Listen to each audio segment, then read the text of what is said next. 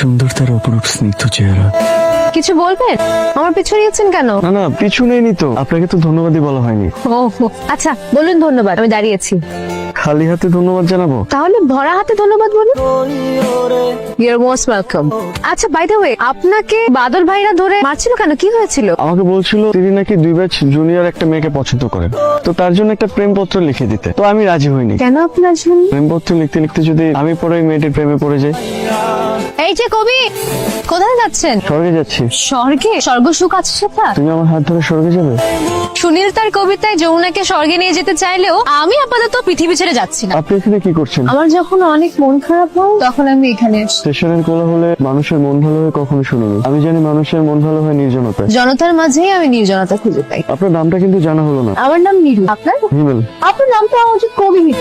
কবিতায় বুধ হয়ে যাওয়া এক কাব্যপ্রেমী। তো কি শুধু কবিতায় লেখা হয় নাকি পড়াশোনাও করা হয়? পড়াশোনা করতেই তো ইউনিভার্সিটিতে এসেছি। শুনেছি কবিরা নাকি যখন তখন প্রেমে পড়ে, তা আপনি পড়েছেন? যখন তখন প্রেমে পড়ে মানে? মানে শুনেছি আর কি। পড়েছেন আপনি প্রেমে? প্রেমে পড়িনি, কিন্তু অপ্রেমে পড়েছি বহুবার।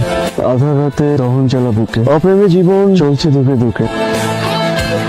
একলা পথে কে আমারে রুখে, তুমি বরং থেকো অঢেল সুখে। বাহ, এত সুন্দর লেখেন কিভাবে? অবাক হয়েছি বটে। সুন্দর লেখে কিনা জানি না, তবে এই কবিতার প্রত্যেকটি লাইন আমার নিরন্তর ভাবনা। ভাবনার অতলান্ত সাগরে ডুবে মরেন কবি। আটলান্টিক অথবা অতলান্ত সাগরে টাইটানিক ডুবেছে শুনেছি, কিন্তু কোন সাগরে কখনো কবি ডুবে মরেছে সেটা কিন্তু শুনিনি। কেন? কবিরা কি মরে না? আপনি কি বলতে চাচ্ছেন কবিরা অমরত্বের প্রতিচ্ছবি? অমরত্বের প্রতিচ্ছবি কিনা জানি না, তবে কবি হচ্ছে যুগের দাবি। কবিদের সৃষ্টিশীলতা একটা যুগের সভ্যতাকে বিকশিত করে। কথা বলে ভালো লাগলো। ভালো লাগাগুলো মনে গেছে মুহূর্তের প্রেমে বন্দী থাক। আজ আসি কবি। হে নারী, তুমি কতটা সুন্দর হলে তোমাকে কবিতার মতো শুধু পড়তে ইচ্ছে হয়। এমন দিবস ক্ষণ ফিরে আসুক বারংবার। হ্যালো, নীলু বলছেন? আমি নীলু বলছি। কে বলছেন? কি ব্যাপার, এত রাতে কেন কল করেছে? আসলে সারা রাতে একটাও কবিতা লিখতে পারছি না। তো আমি কি করবো? আর সারা রাত যে কবিতা লিখতে হবে এমন তো কোনো কথা নাই। কবিতা না লেখা পর্যন্ত তো ঘুম আসবে না। আপনি কি রাতে ফাইজলামি করতেছেন আমার সাথে? ফোন কাটেন। না না না, আপনি একটু আমার কথা শুনেন। আমি একটা জিনিস জানার জন্য কল দিয়েছিলাম। কি জিনিস? আমি তো দ্রোহের কবিতা লিখি, কিন্তু আজকে যখনই কবিতা লিখছি প্রেমের কবিতা লিখে ফেলেছি।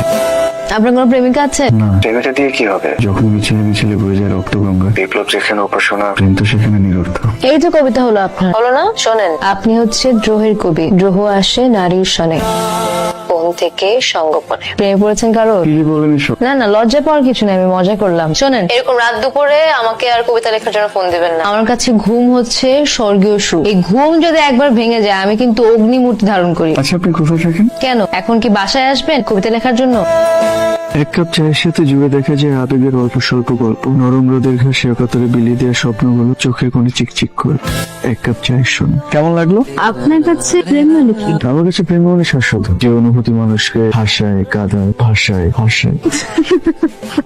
আপনি কিন্তু কবিতা লেখার পাশাপাশি ভালো মানুষকে হাসাতেও পারেন। তবে বাস্তবতার নিরিখে বলতে গেলে প্রেম বলতে কিছু নেই। এই তো আপনি বললেন যে প্রেম মানে শাশ্বত, আবার এই বলছেন প্রেম মানে কিছু নেই। আসলে নারীরা খুব দ্রুত কনফিউজ হয়ে যায়, তো তাই আমি একটু কনফিউজ করছিলাম। হিমেল ছেলেটার মাঝে একটা ব্যাপার আছে। ওর কথা কেন আমায় মন্ত্রমুগ্ধ করে? ওর কথার মাঝে অপার্থিব কিছু একটা আছে।